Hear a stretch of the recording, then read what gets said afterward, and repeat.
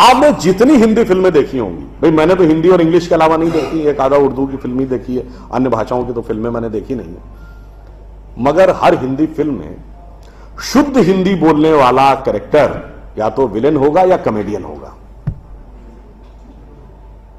यह धीरे धीरे हमारे दिमाग में बैठ गया। हीरो क्या बोलेगा? 60, 70 और 80 के दशक तक उर्दू मिक्स्ड हिंदी बोलता था, पिछले 20 साल से इंग्लिश मिक्स्ड हिंदी बोलेगा। आप सबने वो गाना सुना होगा, विनोद खन्ना जी जिनकी डेथ हो गई, एक उनके ऊपर है जिसको कॉमेडियन गाना माना जाता है, प्रिय प्राणेश्वरी यदि आप हमें आदेश करें तो प्रेम का हम श्री गणेश करें। यह गाना क्या माना जाता था? कॉमेडी का।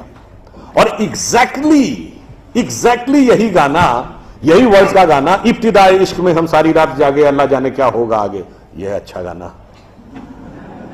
और इतना ही नहीं, जी हाल मुस्किन मुगम्बु रंजिश बहार हिजरा में सारा दिल है, इसमें दिल के अलावा कुछ समझ में आया नहीं।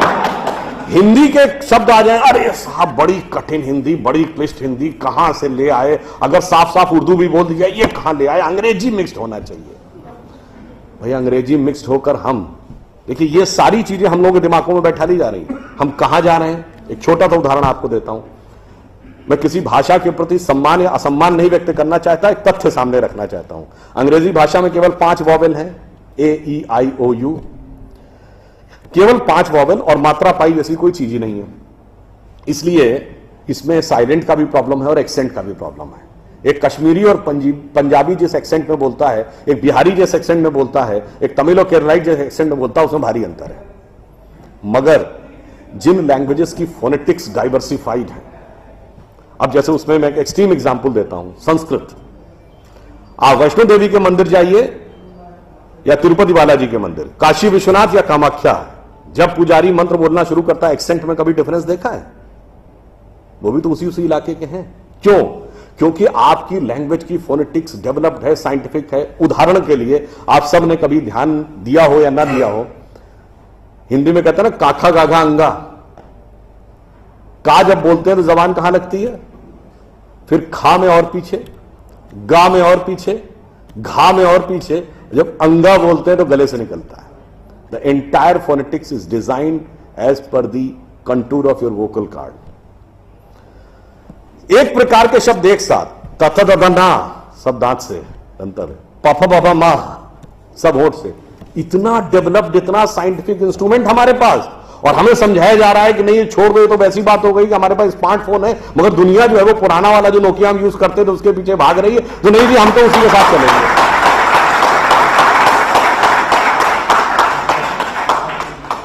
अंत में मैं एक बात और कहना चाहूंगा, हमें एक ये समझाया जाता है साइंटिफिक नहीं है, हम लोग साइंटिफिक नहीं है, साइंटिफिक एटीट्यूड से चलना चाहिए। मान लिया साहब, बिल्कुल साइंटिफिक एटीट्यूड से चलना चाहिए। मैं एक छोटी सी बात पूछना चाहता हूं।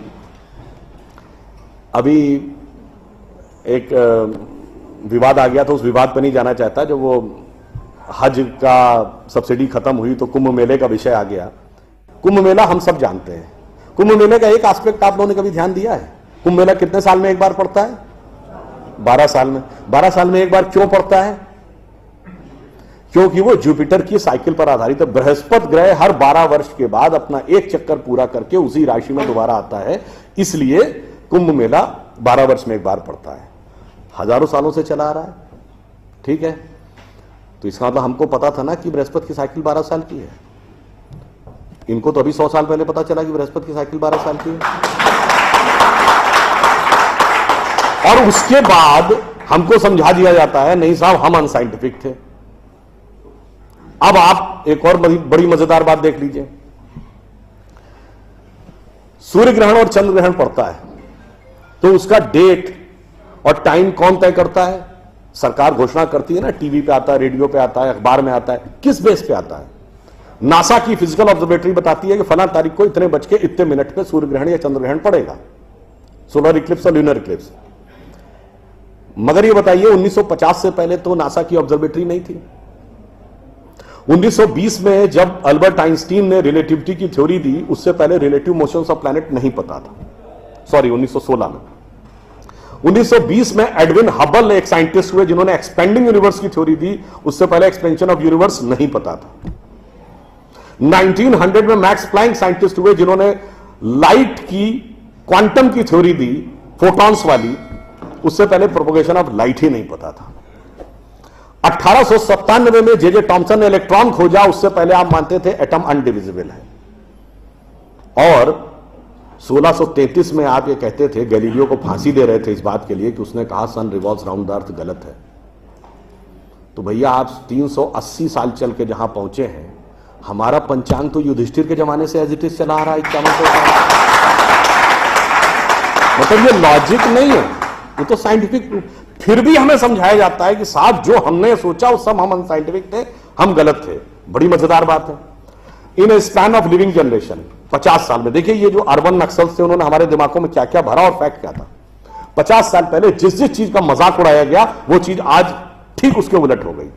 अरे यार, ये अगर खेती करनी है तो mechanised farming, chemical fertiliser use करो।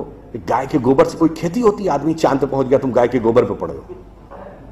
आज नहीं, ऑर्गेनिक फार्मिंग की तरफ जाओ। 50 साल पहले क्या कहते थे?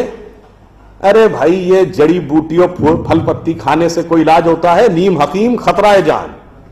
खाना है तो नई दवाएं खाओ, क्लोसिन, मेटासिन, टेरामाइसिन। आज आप क्या कहते हैं? नहीं, केमिकल नहीं, हर्बल मेडिसिन की तरफ जाओ। ठीक, आज से केवल 50 साल पहले आप ये कहते थे, जब हम कहते थे पेड़ों की रक्षा करो, जंगल की रक्षा करो, पहाड़ की रक्षा करो, कहते थे this is the reminiscence of a primitive tribal civilisation. आज 1992 के रियो डी जेनेरो से लेकर 2009 के कोपेनहेगन से लेकर 2016 के पेरिस तक आप कहते हैं नेचर फ्रेंडली डेवलपमेंट करो। भैया सब कुछ उलटता जा रहा है। जो हमने कहा, जिसका आपने मजाक उड़ाया, वो सब कुछ सही होता जा रहा। अब मैं एक और बात कहूंगा जिसका कि बहुत मजाक उड़ाया गया, शायद हम लोग कभी ध्यान नहीं देते। भारत में यह कहा जाता था कि ज्ञान प्राप्त करना है तो ध्यान लगाओ। संत महात्मा जाके गुफा में ध्यान लगाते थे, पीर फकीर जाके कहते थे इल्हाम हो जाएगा। लोग कहते थे क्या बेवकूफ है, हाउ इज इट पॉसिबल? ऐसा कहीं हो सकता है क्या कि जाके ध्यान लगाया और ज्ञान प्राप्त हो गया? If you want to attain knowledge you must outreach, understand the things, meet the people, visit the place, like what Darwin has done. अब 50 साल बाद मैं आपसे पूछता हूं, आपको न्यूयॉर्क टाइम्स अखबार पढ़ना है तो दो रास्ते हैं। एक, यहां से दिल्ली से न्यूयॉर्क की फ्लाइट पकड़िए, 16 से 22 घंटे लगेंगे डिपेंडिंग अपॉन योर फ्लाइट, और आज का अखबार कल पढ़िए। और दूसरा है कि मोबाइल पे डाउनलोड करिए खट से और पढ़ लीजिए। क्यों? आपके हाथ में डिवाइस है, जिसने डिवाइस बनाई उसने सॉफ्टवेयर भी बनाया है, और जिसने सॉफ्टवेयर बनाया उसने सपोर्टिंग नेटवर्क भी बनाया है। उसी ढंग से हमारा शरीर एक डिवाइस है, तो इसके अंदर मन, बुद्धि, चित्त, अहंकार और कॉन्शियसनेस एक सॉफ्टवेयर है, और उसका कनेक्टिंग नेटवर्क भी है। बस नेटवर्क से कनेक्ट होना है और सब डाउनलोड है। और अंत में मैं एक उदाहरण दूंगा। सब कुछ कहा जाता था कि पैसे के कारण शोषण हुआ, इसलिए खड़े हो जाओ, लोगों के साथ भिड़ जाओ। हमारे यहां परंपरा में त्याग का महत्व था। हम आपसे पूछें, दो राजा बताइए जो सबसे बड़े महान माने गए भारतीय संस्कृति में, राजा राम और राजा हरिश्चंद्र। दोनों इसलिए कि त्याग किया, इसलिए नहीं कि बड़ा बड़ा इलाका अलेक्जेंडर द ग्रेट की तरह कब्जा कर लिया। अब मैं एक आपको उदाहरण देता हूं, वो त्याग कैसे समाज में रचा बसा था। हमारे पूज्य संतों में से एक हुए संत रविदास, काशी के रहने वाले थे। उनके पास भगवान राम की एक मूर्ति थी। काशी नरेश उनके पास गए, कहा जाता था इतनी सिद्ध मूर्ति है, आप कृपया इसे मुझे दे दीजिए। ऐसी मूर्ति राजा के पास होनी चाहिए राजभवन में, ना कि इस पे मैं इस मूर्ति के वेट का 10 गुना सोना आपको दे दूंगा। उन्होंने मना कर दिया। उन्होंने कहा जी इसके वेट का 100 गुना सोना दे दूंगा। उन्होंने मना कर दिया। तो राजा को थोड़ा क्रोध आ गया। उसने कहा ऐसा है रैदास जी, आप जिस झोपड़ी में रह रहे हैं इसमें जितना सोना आ सकता हो नीचे से ऊपर तक उतना भर लीजिए, उतना मैं आपको देने को तैयार हूं। तो एक बार उनकी पत्नी का मन आया कि भाई ऐसा बढ़िया ऑफर नहीं मिलेगा, अब हमें इस पर विचार कर लेना चाहिए। रैदास ने क्या जवाब दिया? एक मोरो राम नाम धन, एक मोरी आशा, ऊ धन आई है ई चले जाइए, ना चाहे भगत रैदासा। मना कर दिया। रैदास जी क्या थे? वो जूते बनाते थे। आज की परिभाषा के अनुसार दलित थे। अब आप आइए, संत कबीर जुलाहा थे, आज की परिभाषा के अनुसार ओबीसी। जब उन्होंने, उनके बेटे ने भगवान के भजन के बजाय पैसा कमाना शुरू किया तो कबीर ने क्या कहा? उनके बेटे का नाम था कमाल। उन्होंने कहा बूढ़ा वंश कबीर का उपजा पूत कमाल, और हरि का भजना छोड़ के घर ले आया माल। यानी उन्होंने उसको डिस्कार्ड किया। आप त्याग में रह के दिखाएंगे। अब आप आइए, मीराबाई राज परिवार की थी आज के हिसाब से, फॉरवर्ड। और उन्होंने क्या कहा? पायो जी मैंने राम रतन धन पायो, और जन्म जन्म की पूंजी पाई बाकी सबे लुटाए। उन्होंने भी पैसे की तरफ नहीं रहा। और अंत में ये सब एक ही कंटेम्परेरी है, तुलसीदास जिन्होंने रामचरितमानस लिखी, वो ब्राह्मण थे, फॉरवर्ड आज के जमाने के हिसाब से। कहा जाता अकबर उनके पास गए, अकबर ने कहा कि आप हमारे दरबार में आकर स्थान ग्रहण करिए, हम आपको 60,000 की मनसबदारी देंगे। उस जमाने में मनसबदारी एक रैंक होती थी, तो जैसे 40,000 की मनसबदारी वॉज मैक्सिमम, 60,000 का मतलब हुआ कि राजा के बाद सबसे बड़ा स्टेटस आपका होगा। तो तुलसी ने क्या जवाब दिया? हम तो सेवक राम के यो धरे दरबार, हमारे तो हृदय में भगवान राम का दरबार धरा हुआ है। तुलसी का अब होंगे नर के मनसबदार। ये मैंने क्यों बताया?